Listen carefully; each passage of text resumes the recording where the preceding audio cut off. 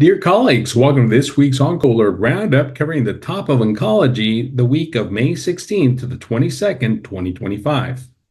These are just some of our highlights, and for a deeper look and for more trials, subscribe to our newsletter that can be found at www.oncoalert360.com or through the link in this post.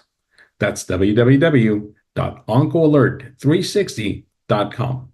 We start off with a spotlight publication by Hope Rugo and team, Systemic Therapy for Hormone Receptor Positive, HER2 Negative Early Stage and Metastatic Breast Cancer.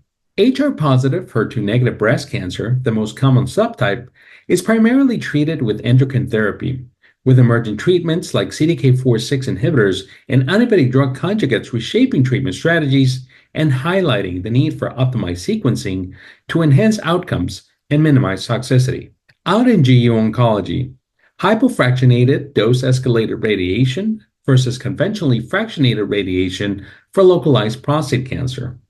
After 13 years follow-up, hypofractionated dose-escalated radiation showed a sustained but not statistically significant reduction in the treatment failures compared to conventional radiation in localized prostate cancer, with similar rates of distant metastasis and long-term toxicity.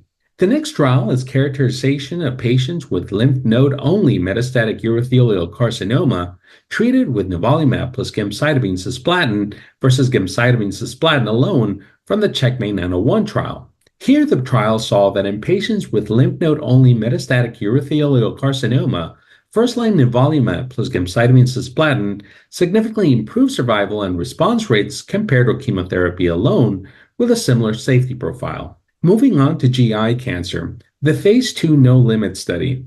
First-line Nivolumab plus low-dose Ipilimumab for MSI-high advanced gastric or esophagogastric junction cancer. Nivolumab plus low-dose Ipilimumab showed promising and durable efficacy as first-line treatment for MSI-high advanced gastric or esophagogastric cancer, despite frequent treatment-related adverse events leading to discontinuation.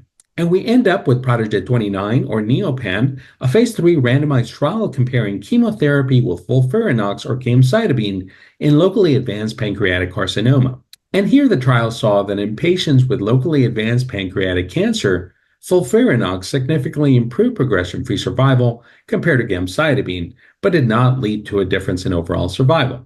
And there you have it, folks, this week's roundup. We look forward to seeing you next week for another exciting week in oncology and the start of ASCO 2025.